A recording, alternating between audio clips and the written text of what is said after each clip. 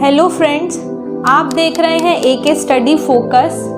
I hope you all being good. आज हम आपके सामने बायोलॉजी की ही टेस्ट सीरीज को कंटिन्यू कर रहे हैं, जिसमें हमने टॉप मोस्ट 30 क्वेश्चंस को इंक्लूड किया है, जो कि आने वाले सभी पेपर्स के लिए काफ़ी इंपॉर्टेंट है। तो चलिए शुरू करते हैं आज की test series. Now let's go to the questions. कौन सा पौधा कीट पकड़ता है? तो यहाँ हमें बताना है कि कौन सा जो प्लांट है वो कीट को पकड़ता है।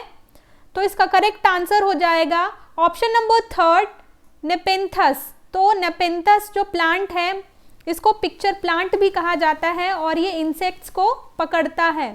मूव करते हैं अपने नेक्स्ट क्वेश्चन। क्वेश्चन नंबर 2, कौन सी पद्धति जैव नियंत्रण के रूप में नहीं प्रयोग की जाती है? तो यहाँ हमें बताना है कि कौन सी पद्धति जो है वो जैव नियंत्रण के रूप में यूज नहीं की जाती। तो इसका करेक्ट आंसर हो जाएगा ऑप्शन नंबर 3, कीटनाशी का प्रयोग। तो कीटनाशी का प्रयोग जो है मतलब बायोपेस्टिसाइड्स का प्रयोग के रूप में नहीं की जाती है। मूव करते हैं अपने नेक्स्ट क्वेश्चन। क्वेश्चन नंबर 3, अकल दाढ़ क्या होती है? तो यहाँ हमें बताना है कि जो अकल की दाढ़ होती है वो क्या होती है। तो इसका करेक्ट आंसर हो जाएगा ऑप्शन नंबर 3, तीसरी दाढ़ होती है। तो जो अकल दाढ़ होती है इसको विजडम टीथ भी बोलते हैं, जो सबसे लास्ट में आती है। और ज़्यादातर लोगों के जो विजडम टीथ होते हैं 4 होते हैं। मूव करते हैं अपने नेक्स्ट क्वेश्चन। क्वेश्चन नंबर 4, हाथी की दांत विशाल रूप से बड़ा हुआ कौन सा हिस्सा है? तो यहाँ हमें बताना है कि जो हाथी का दांत होता है विशाल रूप से बड़ा हुआ कौन सा हिस्सा होता है। तो इसका करेक्ट आंसर हो जाएगा ऑप्शन नंबर 1, ऊपरी कृतक, मतलब ऊपरी दंत जो होता है वो हाथी का विशालतम दांत का रूप होता है। मूव करते हैं अपने नेक्स्ट क्वेश्चन। क्वेश्चन नंबर 5, किसकी कमी के कारण स्कर्वी हो जाता है? तो यहाँ हमें बताना है कि कौन से विटामिन की डेफिशिएंसी के कारण जो है स्कर्वी डिसीज हो जाता है। तो इसका करेक्ट आंसर हो जाएगा ऑप्शन नंबर 4, विटामिन सी। तो विटामिन सी के कारण जो है स्कर्वी नामक रोग हो जाता है। और विटामिन सी का जो साइंटिफिक नाम है वो एस्कॉर्बिक एसिड है। और जो विटामिन सी के सोर्स हैं वो है चीकू, आंवला और टमाटर और ग्रीन लीफ जो हैं, ये सारे विटामिन सी के सोर्स हैं। मूव करते हैं अपने नेक्स्ट क्वेश्चन। क्वेश्चन नंबर 6, नर एनोफ्लीज मच्छर का जो भोजन होता है वो क्या होता है? तो यहाँ हमें बताना है कि जो नर एनोफ्लीज मच्छर होता है उसका भोजन जो होता है वो क्या होता है। तो इसका करेक्ट आंसर हो जाएगा ऑप्शन नंबर 2, फूलों का रस। तो जो नर मच्छर होता है एनाफ्लीज, उसका भोजन जो होता है वो फूलों का रस होता है। और जो फीमेल होती है एनाफ्लीज, उसका भोजन जो होता है वो ह्यूमन का ब्लड होता है। मूव करते हैं अपने नेक्स्ट क्वेश्चन। क्वेश्चन नंबर 7, गर्भाशय में शिशु के विकास की जानकारी हेतु किसका प्रयोग किया जाता है? तो यहाँ हमें बताना है कि गर्भाशय में शिशु के विकास की जो जानकारी लेते हैं तो किसका प्रयोग किया जाता है। तो इसका करेक्ट आंसर हो जाएगा ऑप्शन नंबर 3, अल्ट्रासाउंड। तो अल्ट्रासाउंड का यूज किया जाता है। मूव करते हैं अपने नेक्स्ट क्वेश्चन। क्वेश्चन नंबर 8, मनुष्य के मध्य कान की गुहा में कर्ण अस्थियों के अतिरिक्त क्या होता है? तो यहाँ हमें बताना है कि मनुष्य के मध्य कान की गुहा में कर्ण अस्थियों के अतिरिक्त जो है और क्या प्रेजेंट होता है। तो इसका करेक्ट आंसर हो जाएगा ऑप्शन नंबर 1, वायु। मूव करते हैं अपने नेक्स्ट क्वेश्चन। क्वेश्चन नंबर 9, मानव रक्त प्लाज्मा में प्रायः पानी की प्रतिशत मात्रा में कितनी भिन्नता होती है?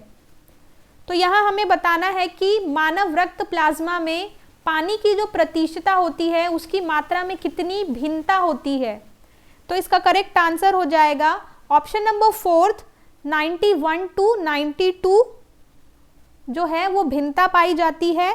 जिसमें 90 से 92% जो है पानी होता है, 7% प्रोटीन पाया जाता है एंड 0.9% जो है सॉल्ट पाया जाता है और 0.1% ग्लूकोज होता है।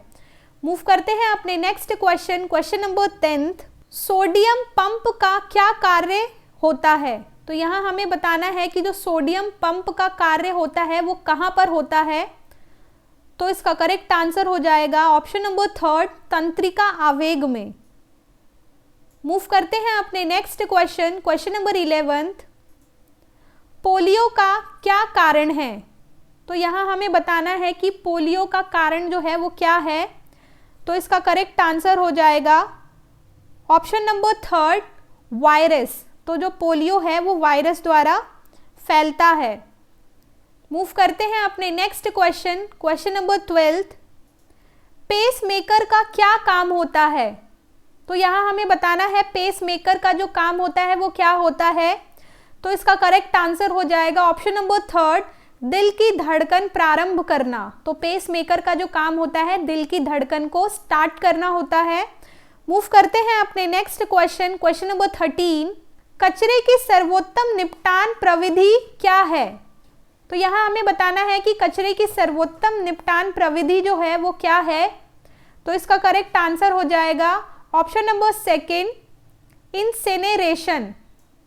मूव करते हैं अपने नेक्स्ट क्वेश्चन, क्वेश्चन नंबर 14। बिच्छू का विष कहाँ पर होता है? तो यहाँ हमें बताना है कि बिच्छू का जो विष होता है वो कहाँ पर होता है। तो इसका करेक्ट आंसर हो जाएगा ऑप्शन नंबर 4, डंक में। मूव करते हैं अपने next question, question number 15। AIDS, गलसुआ और पोलियो में समान तत्व क्या है? तो यहाँ हमें बताना है कि एड्स, गलसुआ और जो पोलियो बीमारी है उसमें समान तत्व क्या है। तो इसका करेक्ट आंसर हो जाएगा ऑप्शन नंबर 3, ये सब विषाणुओं द्वारा फैलते हैं। तो जो एड्स है वो HIV के कारण और जो गलसुआ है जिसको मम्स बोला जाता है ये वायरस के कारण और पोलियो जो है ये भी विषाणु के कारण फैलता है। तो तीनों ही जो है वो विषाणुओं द्वारा फैलता है। मूव करते हैं अपने नेक्स्ट क्वेश्चन, क्वेश्चन नंबर 16। कौन सा प्रकीर्णव एंजाइम प्रोटीन को पेप्टोन में बदलता है? तो यहाँ हमें बताना है कि कौन सा एंजाइम जो है प्रोटीन को पेप्टोन में बदलता है। तो इसका करेक्ट आंसर हो जाएगा ऑप्शन नंबर 1, पेप्सिन। पेप्सिन जो होता है वो भोजन के प्रोटीन पर कार्य करके उसे पेप्टोन में बदलता है। मूव करते हैं अपने नेक्स्ट क्वेश्चन, क्वेश्चन नंबर 17। मनुष्य के शरीर में लौह की कमी का क्या परिणाम हो सकता है? तो यहाँ हमें बताना है कि किसी ह्यूमन बॉडी में अगर लौह की कमी हो जाए तो उसका क्या परिणाम हो सकता है। तो इसका करेक्ट आंसर हो जाएगा ऑप्शन नंबर 1, अरक्तता। तो मनुष्य में अरक्तता यानी अनीमिया जो है रोग हो जाएगा। मूव करते हैं अपने नेक्स्ट क्वेश्चन, क्वेश्चन नंबर 18। जिस प्रोटीन के कारण एक कोशिका में विषाणुओं द्वारा आक्रमण पर आशु प्रभावित होने में कमी आती है उसका क्या नाम है? तो यहाँ हमें बताना है कि जिस प्रोटीन के कारण एक कोशिका में विषाणुओं द्वारा आक्रमण पर आशु प्रभावित होने में कमी आती है उसका नाम क्या है। तो इसका करेक्ट आंसर हो जाएगा ऑप्शन नंबर 4, इंटरफेरॉन। मूव करते हैं अपने next question, question number 19। Haemophilia का संबंध प्रायः किसके साथ रहता है? तो यहाँ हमें बताना है कि जो हीमोफीलिया एक डिसीज है उसका संबंध किसके साथ है। तो इसका करेक्ट आंसर हो जाएगा ऑप्शन नंबर 2, राज परिवारों। तो हीमोफीलिया जो है एक रॉयल डिसीज है, राज परिवारों का डिसीज है। मूव करते हैं अपने नेक्स्ट क्वेश्चन, क्वेश्चन नंबर 20। प्रतिदिन सामान्यतः हमारे हृदय के कपाट मतलब वॉल्व लगभग कितनी बार खुलते और बंद होते हैं? तो यहाँ हमें बताना है कि प्रतिदिन सामान्यतः हमारे हृदय के जो वॉल्व हैं वो कितनी बार खुलते हैं और कितनी बार बंद होते हैं। तो इसका करेक्ट आंसर हो जाएगा ऑप्शन नंबर 2, 1,00,000 बार। मूव करते हैं अपने नेक्स्ट क्वेश्चन, क्वेश्चन नंबर 21। मानव का सामान्य रक्त दाब कितना होता है? तो यहाँ हमें बताना है कि मानव का जो सामान्यतः ब्लड प्रेशर है वो कितना होता है? तो इसका करेक्ट आंसर हो जाएगा option number first 80 to 120। Move करते हैं अपने नेक्स्ट क्वेश्चन, क्वेश्चन नंबर 22। मुक्त जीवी नाइट्रोजन यौगिकीकरण सूक्ष्म जीवों का नाम क्या है? तो यहाँ हमें बताना है कि मुक्त जीवी नाइट्रोजन यौगिकीकरण सूक्ष्म जीवों का जो नाम है वो क्या है? तो इसका करेक्ट आंसर हो जाएगा option number first rhizobia. Move करते हैं अपने नेक्स्ट क्वेश्चन, क्वेश्चन नंबर 23। वनस्पति तेलों का घी में परिवर्तन कैसे होता है? तो यहाँ हमें बताना है कि वनस्पति तेलों का घी में जो परिवर्तन होता है वो कैसे होता है? तो इसका करेक्ट आंसर हो जाएगा ऑप्शन नंबर फोर्थ हाइड्रोजनीकरण द्वारा। मूव करते हैं अपने नेक्स्ट क्वेश्चन, क्वेश्चन नंबर 24। ज्वर नियंत्रण में सहायक औषधि का नाम क्या है? तो यहाँ हमें बताना है कि ज्वर नियंत्रण में सहायक औषधि का जो नाम है वो क्या है? तो इसका करेक्ट आंसर हो जाएगा option number fourth corticosteroid. Corticosteroids जो है वो ज्वर नियंत्रण में सहायक औषधि का नाम है। मूव करते हैं अपने नेक्स्ट क्वेश्चन, क्वेश्चन नंबर 25। जैव गैस विषयक सही कथन की पहचान करें। तो यहाँ पे हमें सही स्टेटमेंट की पहचान करनी है जैव गैस विषयक। तो इसका करेक्ट आंसर हो जाएगा ऑप्शन नंबर थर्ड जैव मात्रा के अपूर्ण दहन से निकली गैस। ये हमारी टेस्ट सीरीज का लास्ट क्वेश्चन था। आई होप सारे क्वेश्चंस आपको काफ़ी क्लियर होंगे। हमने कुछ और क्वेश्चंस को इंक्लूड किया है जिसके आंसर्स आपको हमको कमेंट बॉक्स में बताना है। मूव करते हैं उन क्वेश्चन पे, क्वेश्चन नंबर 26। मधुमेह के रोगियों को मधुरण कारक के रूप में दिए जाने वाले एक उत्पादन का नाम एम्पॉटम है। यह किस वर्ग से संबंधित है?